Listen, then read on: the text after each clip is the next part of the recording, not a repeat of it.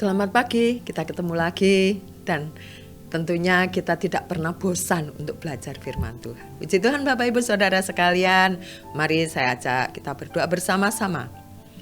Bapa di dalam surga, kami bersyukur kepadamu.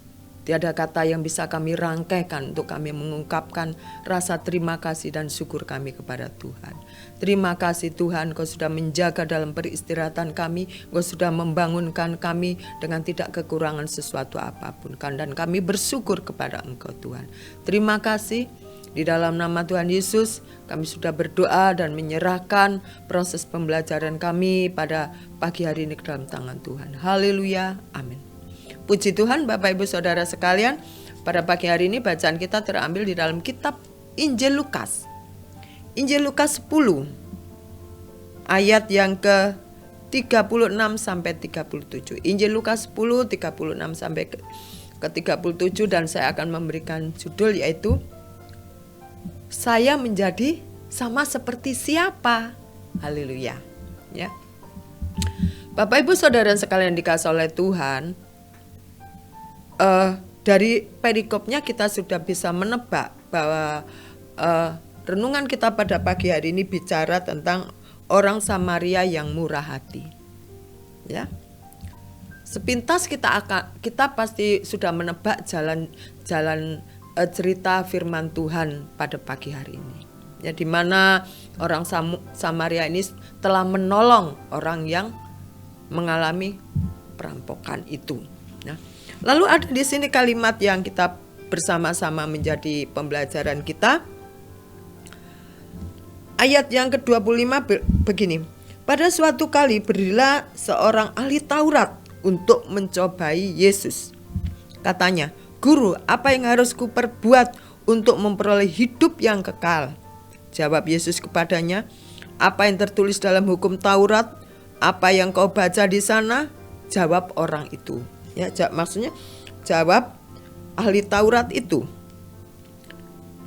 "Kasihlah Tuhan Allahmu dengan segenap hatimu dan dengan segenap jiwamu dan dengan segenap kekuatanmu dan dengan segenap akal budimu, dan kasihlah sesamamu manusia seperti dirimu sendiri." Kata Yesus, "Jawabmu itu benar, berbuatlah demikian maka engkau akan hidup." Nah ini, tetapi untuk membenarkan dirinya orang itu berkata kepada Yesus, "Dan siapakah sesamaku manusia?" Nah, ya. Bapak Ibu Saudara sekalian dikasihi oleh Tuhan, kadangkala kan kita berpikir kita ini, sesama kita ini adalah orang-orang terdekat kita. Ya, orang terdekat. Nah, ahli Taurat ini dia tahu bahwa dia itu tidak akan pernah bisa untuk melakukan hukum Taurat itu. Maka dia bertanya begitu untuk menjebak, karena di sini dikatakan mencobai Yesus. Ya. Dan Yesus memberikan jawaban. Pertanyaannya adalah, "Dan siapakah sesamaku manusia ini?" Ya. Kenapa ahli Taurat menjawab pertanyaan seperti ini? Menjawab pertanyaan Yesus seperti dia balik bertanya. Karena ahli Taurat itu berpikir bahwa sesamanya itu adalah ya orang-orang ahli Taurat itu. Ya. Ahli Taurat mengatakan sesamaku ini ya orang-orang terdekat aku. Ya. Orang-orang terdekat aku, dan dia adalah geng aku, dia adalah kumpulanku. Kalau bukan geng aku ya bukan sesamaku. Ya. Kalau bukan bestie aku ya bukan sesama aku. Nah, itu yang menjadi pemikiran ahli Taurat saat itu, sehingga dia bertanya kepada Tuhan Yesus. Bapak Ibu Saudara yang dikasihi oleh Tuhan, di sini disampaikan firman Tuhan bagaimana seseorang itu mengalami perampokan, dan di sini dikatakan juga ayat 32, "Demikian juga seorang Lewi datang ke tempat itu. Ketika ia melihat orang itu, ya, ia melewatinya dari seberang jalan. Lalu datang seorang Samaria." Saya berhenti dulu.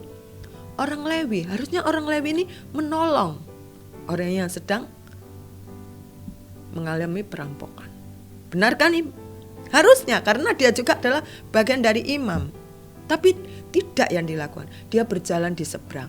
Jadi enggak dekat dengan orang yang lagi mengalami kesusahan. Tetapi di sini dikatakan, lalu datanglah seorang Samaria yang sedang dalam perjalanan ke tempat itu, dan ketika ia melihat orang itu, tergeraklah hatinya oleh belas kasihan.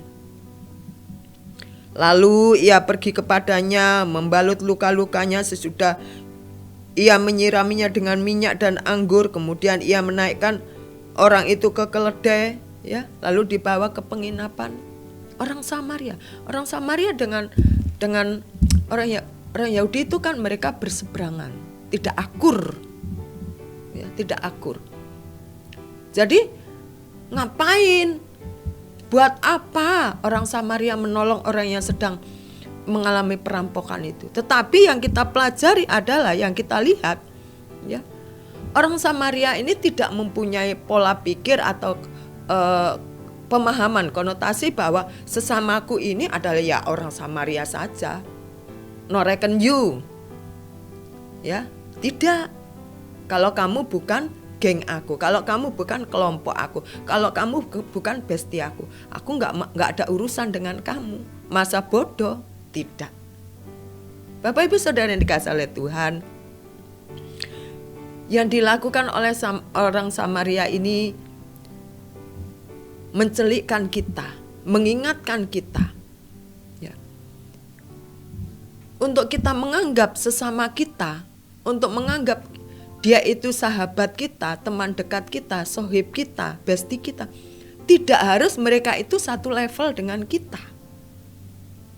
Tidak harus mereka itu satu geng dengan kita. Baru kita mengatakan itu sesamaku. Amin Bapak Ibu. Sesamaku itu adalah orang-orang yang ada di sekeliling kita. Ya. Kalau kita tinggal di rumah, masyarakat yang ada di sekitar kita. Kalau kita yang bekerja di kantor, teman-teman di kantor. Kalau kita di gereja, teman-teman semua anggota jemaat itu adalah sesama kita. Kalau kita berpikir bahwa sesamaku itu adalah bestiku, sesamaku itu adalah selevel dengan aku, wah, kita sudah mendekati menjadi seperti, maksud saya, orang ahli Taurat. Bapak Ibu, saya percaya kita semua anak-anak Allah. Kita semua ditebus oleh darah Kristus. Kita semua sudah dimerdekakan oleh Yesus. Dan kita semua sudah tahu hukum dari Injil ini, yaitu mengasihi Tuhan dengan segenap hati, segenap jiwa, dan juga mengasihi sesama. Itulah hukum yang tidak bertentangan dengan apapun juga.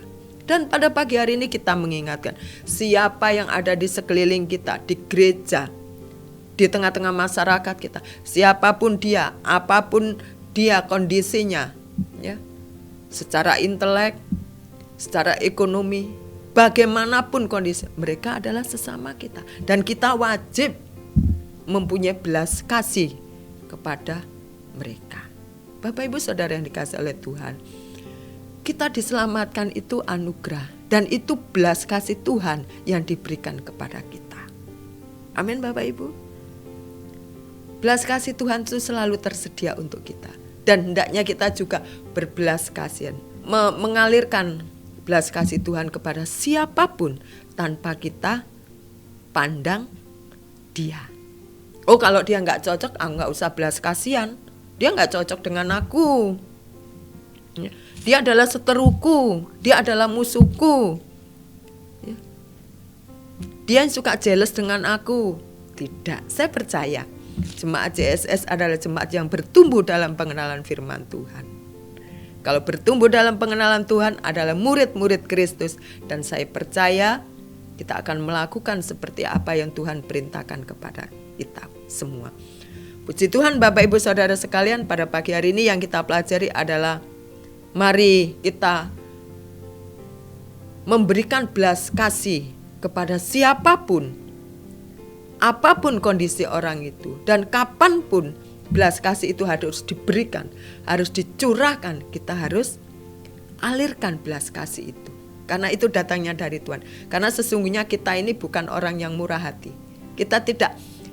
Sesungguhnya kita juga bukan orang yang penuh belas kasih kepada orang lain.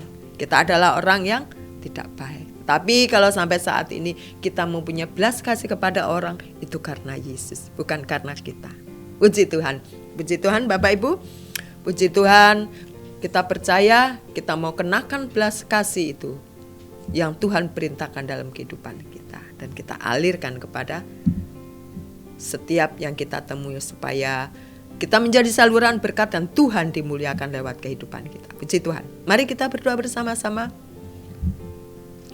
Terima kasih Tuhan. Terima kasih pada pagi hari ini Engkau mengingatkan kami. Meskipun Tuhan orang Samaria itu tidak ahli seperti ahli Taurat, tetapi kami melihat hatinya begitu luar biasa, penuh belas kasih. Dan kami belajar dari Engkau Bapa, bahwa kami harus mengasihi sesama kami, siapapun mereka, tanpa pandang bulu. Apakah dia pernah menyakiti kami Tuhan?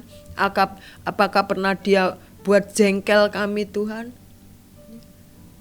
Tetapi yang kami teladani itu adalah Engkau. Engkau penuh belas kasih kepada siapapun tanpa memandang rupa.